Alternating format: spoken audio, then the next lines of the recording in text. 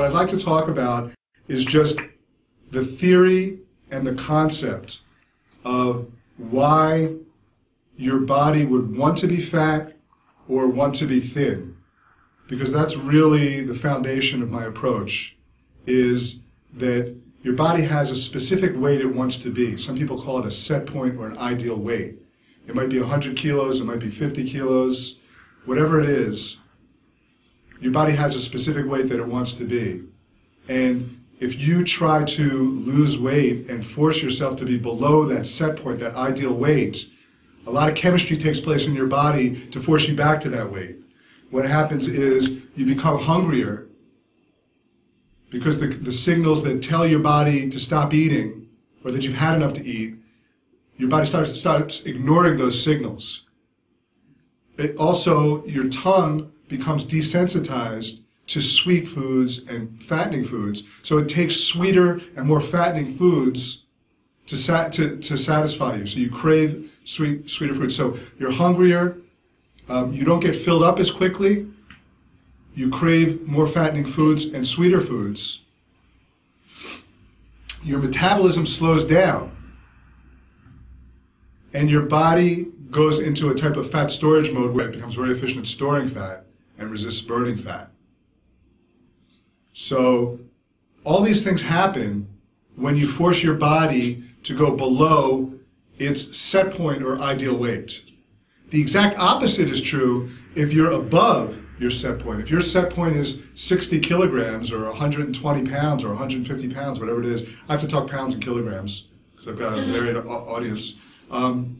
If you're above that set point, call it 80 kilograms or 180 pounds. If you're above that, let's say you're 90 kilograms or 200 pounds, the exact opposite happens. You're not as hungry. You don't crave fattening foods. You get filled up very quickly. Your metabolism speeds up, and your body becomes very efficient at burning fat. So the real key is understanding this set point. And the way to lose weight in a sustainable way is shifting that set point. From being, if your set point's 80 kilograms or 180 pounds and you want to be 70 kilograms or 150 pounds, how do you shift your set point? In essence, what I'm asking is, how do you get your body to want to be thinner?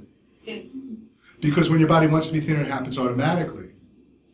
And that was my experience that I lived through. Because when my body wanted to be fat, there was nothing I could do to lose weight. I mean, I lost weight in the short term by dieting, but my body was fighting me, and it kept wanting to be fatter, My set point kept shifting, until I was over 400 pounds or 180 kilograms. So my body was fighting any attempts at losing weight. It wasn't until my body wanted to be thinner and my set point was shifted that it became automatic. And then now it's 5 years later, and I've been the same weight for 5 years, and I don't diet or measure calories or I'm not on a program. I do eat very healthy, but I crave healthier foods. My metabolism is very fast. I've got the metabolism of a rabbit. I mean, it's very fast. And I have a lot of energy, so I enjoy being active. So all these things happen when you shift your body's set point. And so the question is, why does your body want to be fat? Or why would it want to be thin? Why would its set point be at any given weight? And how do you shift that? That's what I want to talk about today. So in order to understand this question, you have to really understand the whole purpose of fat. Why do we have fat in the first place? We don't need it today, right? There's no real function for fat. Not too many functions. But a long time ago, and if you look at our genetic heritage, there were times, many, many years ago, when we lived outdoors. We lived a nomadic lifestyle. We weren't farming. We didn't know when our next meal was coming from.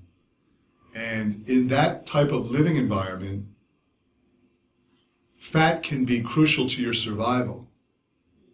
So if you take an example, let's imagine that you were living somewhere and it was a long winter or an ice age.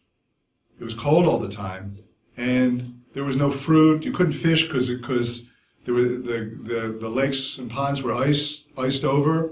What are you going to do? How are you going to survive if you're living in a nomadic lifestyle and it's cold for a long period of time, and there's not enough food because nothing's growing, how are you going to survive? Well, those people that had a little bit of extra weight on them going into a long winter or a famine, they're the ones that survived. And they're the ones that, if they survived, then they were able to have children and pass on their genetic heritage onto us. So we inherited the genetics of being able to survive through famines and cold weather. Now, fat protects you in two ways from that type of living environment. One is that it protects your body against the cold. It's a form of insulation. So if you're living outdoors or in a cave or something like that, and it's thousands of years ago, having a little bit of extra fat will protect you from the cold. And having that extra fat will also protect you from not having enough to eat, because you can live off of your fat stores.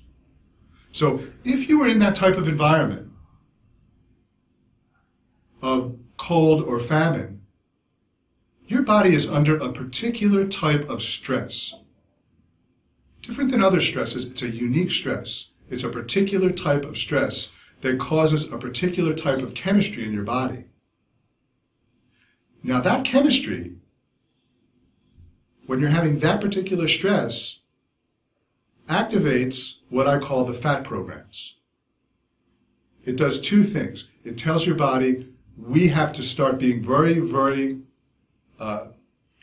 we have to start conserving as much energy as possible and start replenishing fat stores. So the first thing that happens is these fat programs get activated, and you start looking for, you're hungry all the time, as I said, your metabolism slows down, you don't want to be active. You have to conserve. This is survival. To your body, it's fighting for your life. And you have to understand that. So when these fat programs are on, it's not funny to your body, it's fighting for its life. And so you're going to conserve. You're going to be hungry. Your metabolism's going to slow down. And all these things that I described are going to happen.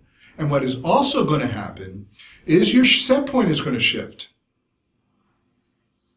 Because your body reacts to stress and adapts to stress, so that the next time something happens, it's not going to be as threatening to you. So if you're in a famine, or a cold weather, or your fat programs get activated, not only do you go into this conservation mode, but your set point says, you know what? Rather than be 80 kilograms, we need to be 90 kilograms from now on. That's our set point now. We've just shifted our set point. So that the next time a famine comes around, we're going to be better able to survive. And that's how your body survives. And that's how our bodies survived through these periods. That's how and why your body shifts its set point toward being heavier. That's why your body would want to be fat. Now today, we don't have famines anymore. We don't have cold weather we have cold weather, but we have clothes and we have controlled living environments. It's not a real stress. And we don't have famines. But we still have stress. And we all know that. And we have stress that comes through, that can be mental, physical, emotional, energetic, all types of different stresses that we have in our lives. And every type of stress that you have is causing chemistry in your body. Now, sometimes, for some people, that chemistry is so similar to a famine that it activates the fat programs. Because we have these programs. It's like if you have a computer and you press the right buttons, you're going to activate a program. That's the way we are. So you're having a stress, you're driving to work and you're going to be late and your boss is going to be mad and you can't, and you're worried about all these things. How am I going to make my mortgage payment? I'm going to get fired, blah, blah, blah, blah. And that's causing chemistry in your body.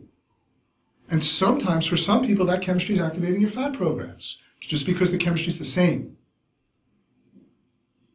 And if that's happening, that's causing your body to want to be fat.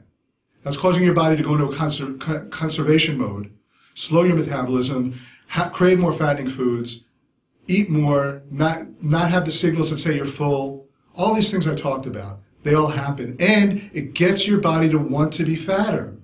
So you're driving to work and you don't even know it, but you're making your body want to be fatter. And this is our programming that we drive around with all the time, or that we always carry with us, and that we don't understand. So this is happening to us.